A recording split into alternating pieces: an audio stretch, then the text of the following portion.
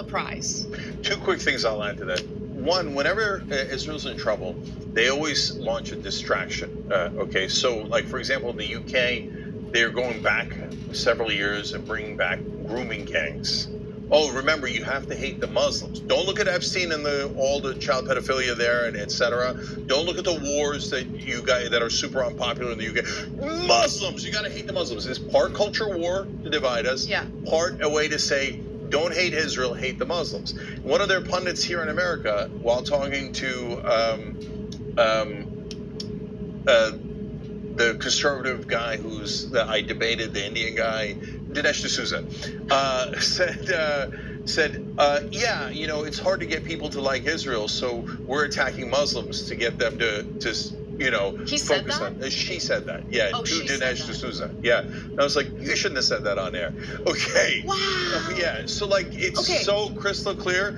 And Anna, I had a wow moment in your reporting while I was gone. Yeah. Because you and Glenn Greenwald were talking about labor together, and Dropsite News wrote a brilliant article about them because you said it. I not only watched the video, but I then went and read the Dropsite News article. Oh my God, guys, it was such an excellent explanation. So of why I got banned, but that's the tiny issue compared to the larger iceberg that they explained. There's a group called Labor Together, and their job was to redirect the Labor Party away from Jeremy Corbyn and away from criticism of Israel into supporting not just Israel, but most of the wealthy and the powerful in Great Britain. Yeah. And the guy they picked to redirect the Labor Party way back in the day was Keir Starmer.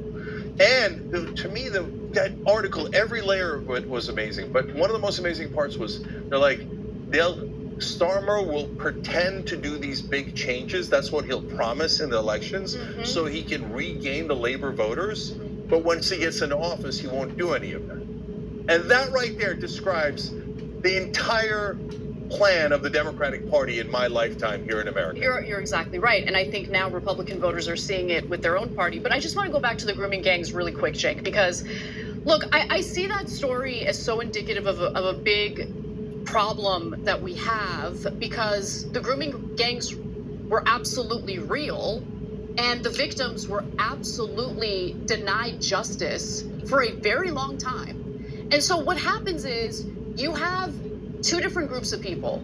You have good faith individuals who want to apply the law equally to everyone. Okay, not just toward Muslims, not just toward any specific group of people. You are victimizing young girls. Who cares what your identity is? If you are breaking the law and you're victimizing these girls, you should be brought to justice. But then you have the Tommy Robinson types who are very much driven by hatred, and they say vile, disgusting, Islamophobic things, and they tend to be the ones who announce these types of stories and these cases that makes people who might be receptive to that story, might actually care about it, might want to know about it. It repels them because they think they're getting this information from a gross Islamophobe. So the point that I'm trying to make here is the grooming gangs are real. Those poor girls were victimized and neglected by their own government. They failed to keep them safe.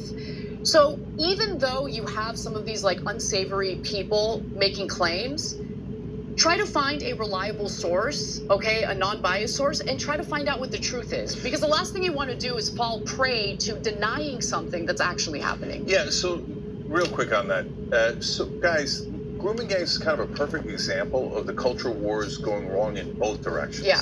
So in the beginning, they're downplayed because of identity politics. Oh, it's Muslim Americans. We don't want to drive hatred towards them. So not Americans, Muslims. Sorry, Muslims in the UK. Sorry, yes, thank you for that. And so we don't want to drive a hatred or bigotry towards them. Yeah, but you don't have to. You can just arrest the actual guys who did it. Yes. Right?